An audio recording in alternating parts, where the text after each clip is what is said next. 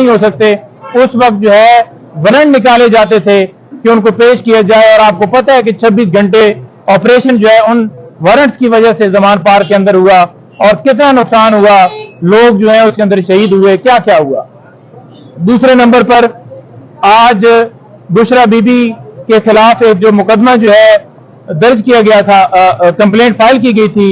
इस्लामाबाद में district court में, उसकी समाअत थी। उसमें हमने जो है वो आज आर्गूमेंट्स के लिए भरपूर पुश करने की कोशिश की कि हम बिल्कुल तैयार हैं, लेकिन सरकार की तरफ से आज ये कहा गया कि पहले जो है ये करें या हमें थोड़ा टाइम दिया जाए जी, और हम फिर तैयार होके आएंगे और फिर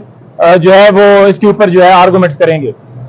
लिहाजा वो केस मंडे के लिए एडजर्न हुआ है। आप सबको पता है कि खान साहब के ऊपर केसेस बना के ये खान साहब को तोड़ नहीं सके, और अब यानी कि ये सिलसिला जो है उनकी बहनों, उनके घर के तक, उनकी वाइफ तक, उनके ऊपर केसेस बनाए गए हैं, और उनके ऊपर जो है वो कंप्लेंट फाइल की गई हैं। कभी उनको कहीं पेश किया जाता है, कभी FIA नोटिस दे रही है, सिर्फ और सिर्फ हिरासा किया जा रहा है, कभी डायरी वाला किस्सा निकाला जाता है, और कभी जो है इद्दत के दौरान जो है वो निकाह का जो है वो एक झूठा सा केस जो है वो फाइल किया जाता है। तो ये सारी एक ऐसी टैक्टिक्स हैं जिनसे ये तोड़ने की कोशिश कर रहे हैं, ये इनके वहम है जो निकाल दें। किसी तरह से ना खान साहब को, उनकी फैमिली को, किसी बंदे को ये तोड़ नहीं सकते, और उनके जो खान साहब को जो सपोर्ट करता है पूरा पाकिस्तान जो है उनके साथ खड़ा है, किसी एक बंदे को ये तोड़ नहीं सकते। फिजिकली तौर पर किसी को अगवा करके जबरदस्ती प्रेस कॉन्फ्रेंस जरूर करवाई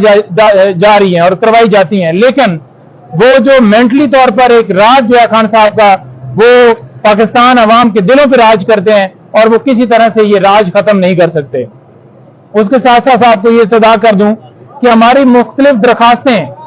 हाई कोर्ट में पेंडिंग हैं। हम ये